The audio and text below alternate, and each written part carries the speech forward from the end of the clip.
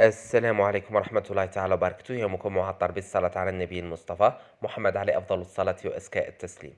بداية حبيت أرحب بكامل المشتركين والمشتركات الجدد اللي انضموا للقناة، ونقول لكم القناة قناتكم، وأنا لهنا دائما نتمنى أن نكون عند حسن ظنكم.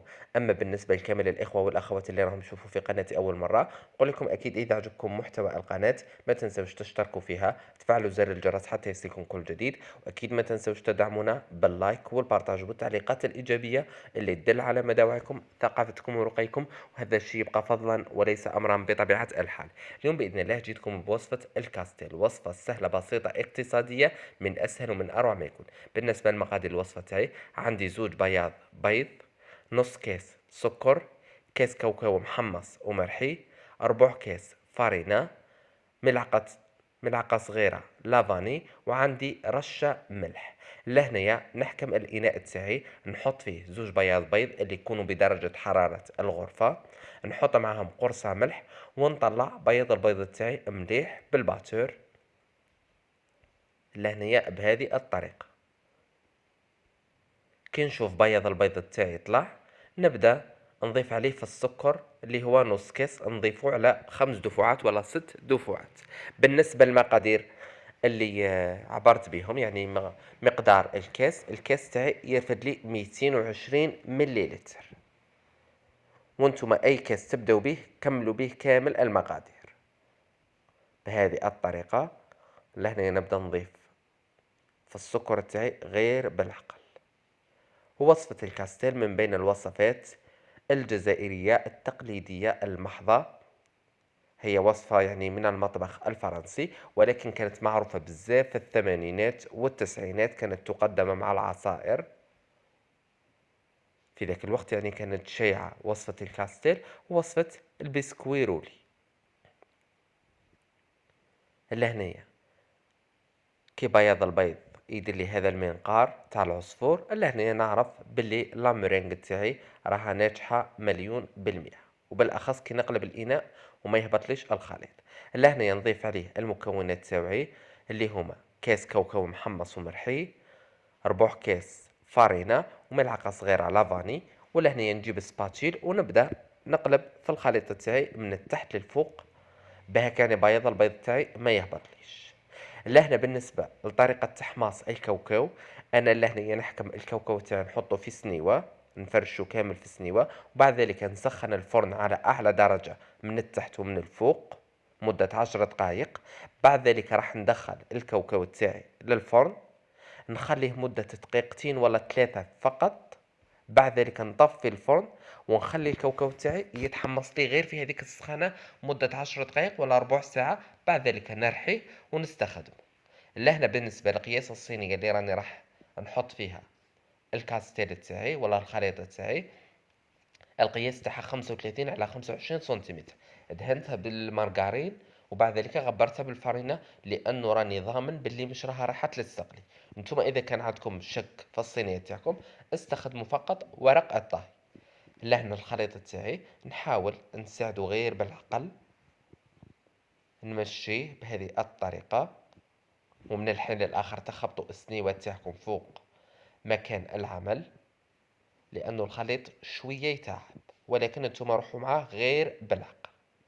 لهنا ديروا هذه الحركة، وبعد ذلك تدخلوا الصينية تاعكم للفرن اللي يكون مسخن على 180 درجة، يطيب لكم من التحت ويطيب لكم من الفوق مدة 10 دقائق ولا ربع ساعة فقط، يعني ياخذ لكم هذاك اللون الذهبي وتخرجوا. لهنا بالنسبة لكريمة الزبدة، عندي زوج مغارف كبار مارغرين، زوج مغارف كبار سكر ناعم، زوج مغارف كبار زيت، وملعقة صغيرة لافاني. نخلطهم مليح بالباتور بهذه الطريقة حتى المارغرين تاعي تبيض. يعني هذه أسهل وصفة لكريمة الزبدة. نطلعهم مليح بالباتور، وبعد ذلك رانا راح نضيف عليهم ملعقة أكل نتاع حلوة الترك. لهنا نهبط هذوك الزوائد تاعي كامل مليح بالسباتيل، بهاك نتحكم في الخليط تاعي. وكما قلت لكم لهنايا راح نضيف عليهم ملعقة أكل تاع حلوة الترك. هذه حلوة الترك يعني تقدروا نتوما تضيفوها في البداية وتخلطوا كلش مع بعض. لهنا المهم المارغرين تاعكم يتحول اللون تاعها من الأصفر للأبيض كما راكم تشوفوا بهذه الطريقة. الكاستيل نتاعي برد بعد ما خرجته من الفرن. لهنا قسمته على 2 وبعد ذلك راح نديرلو كمية من كريمة الزبدة في الوسط، ولا هنا كما قلت لكم الكاستيل تاعكم ضروري يكون بارد باه المارغرين تاعنا تبقى شادة روحها، ولا هذيك كريمة الزبدة، لأنه كون يكون الكاستيل تاعنا سخون راح يشربها لنا كامل.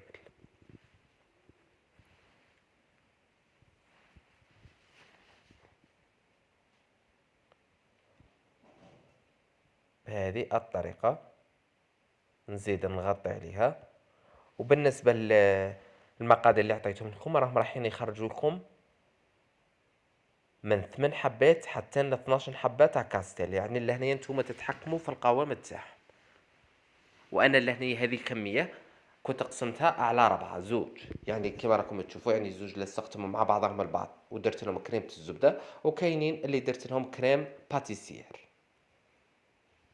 لهنا يعني نتوما وما حبيتوا، يعني اللي ما حبوش كريمة الزبدة ولا عندهم حساسية من المارغرين إلى غير ذلك تقدروا تلصقوا الكاستيل تاعكم بالمعجون في الوسط، كما تقدروا ديروا له كريم